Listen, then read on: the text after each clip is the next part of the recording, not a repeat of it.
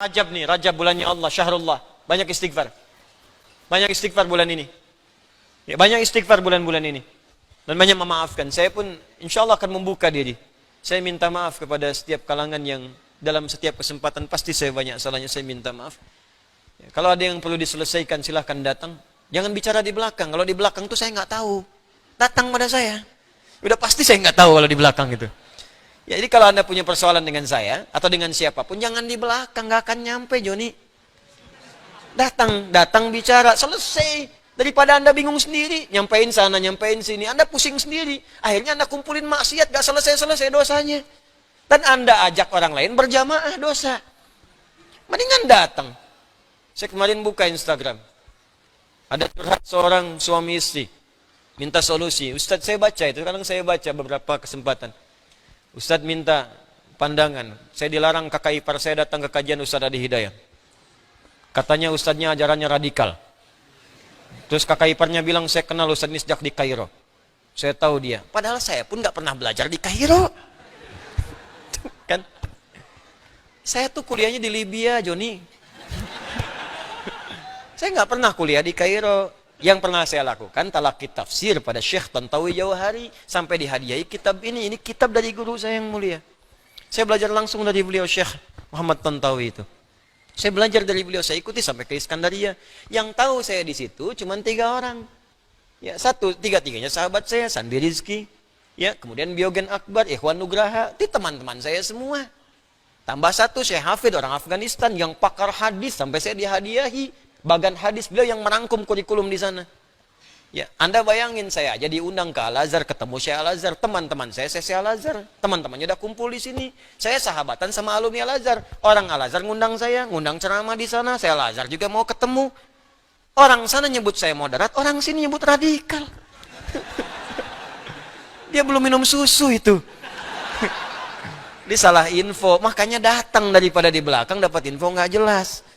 Gitu. Jadi biasakan diskusi, klarifikasi, tanyakan. Jadi kalau kumpul-kumpul begitu capek nantinya. Ya, yang saya akan angkat tangan cuma 2 golongan. Saya serahkan hisabnya kepada Allah. Satu yang menyebut saya pelaku bid'ah. Itu saya serahkan hisabnya kepada Allah kalau dia tidak bertobat. Karena itu berat di hadapan Allah. Karena pelaku bid'ah tidak akan berjumpa dengan Rasulullah SAW. Saya mimpi sudah ketemu. Dan banyak dimimpikan orang bertemu dengan Rasulullah. Lalu Anda menyebut saya pelaku bid'ah, maka bagaimana cara saya bertemu dengan Rasulullah SAW? Tapi saya masih menahan. Kalau Anda masih bertobat, selesai urusan saya. Tapi kalau tidak, saya serahkan hukumnya sama Allah. Saya nggak mau bilang apa-apa. Itu saja. Yang kedua, orang yang menghambat orang yang ingin memperbaiki diri belajar dengan saya.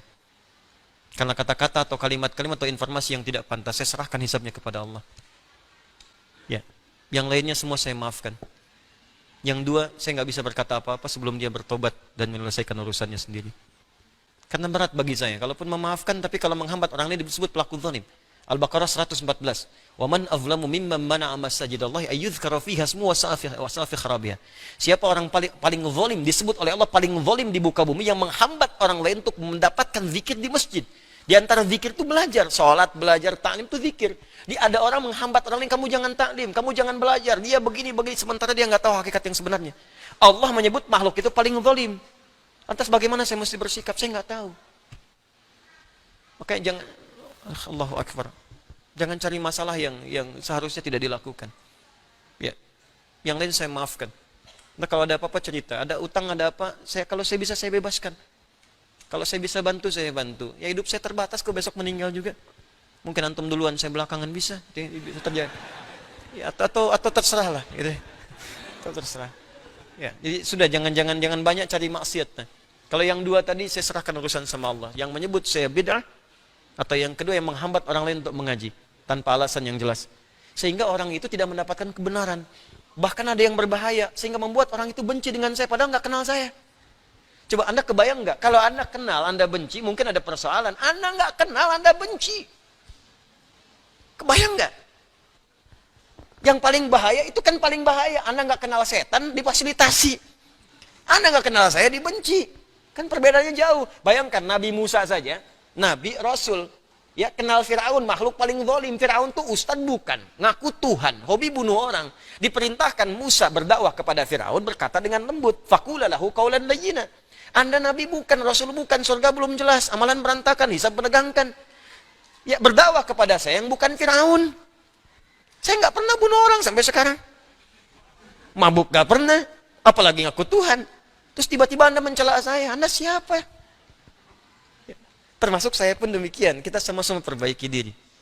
Tapi poinnya adalah, kita akan wafat. Itu aja.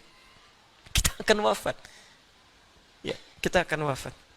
Tolong yang apa namanya? Saya pernah berjanji pada siapapun, kalau belum ada, hubungi staf saya segera.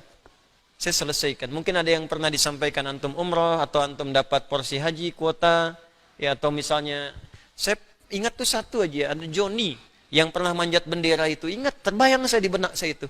Saya pernah janjikan beliau beasiswa gitu, ada uang senilai tertentu. Kalau ada yang tahu aksesnya, tolong sampaikan. Kalau bisa ke sini, saya ketemu. Saya nggak ada masalah, saya cinta negara saya, cinta bangsa saya. Siapa yang menghormati bangsa saya, sekalipun dia tidak seagama dengan saya akan menghargainya. Karena saya mencintai negara saya. Joni bukan muslim, tapi dia sudah membanggakan bagian menjaga marwah negara kita. Kita mesti angkat dia. Wallahu alam, kalau dia dapat hidayah, alhamdulillah. Kalau tidak, saya nggak paksa. Yang penting saya bisa mewujudkan cinta saya pada bangsa saya dengan menghargai siapapun.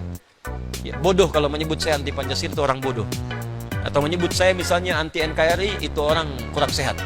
Ya, kurang sehat. Dan apa hubungannya dengan materi kita sekarang?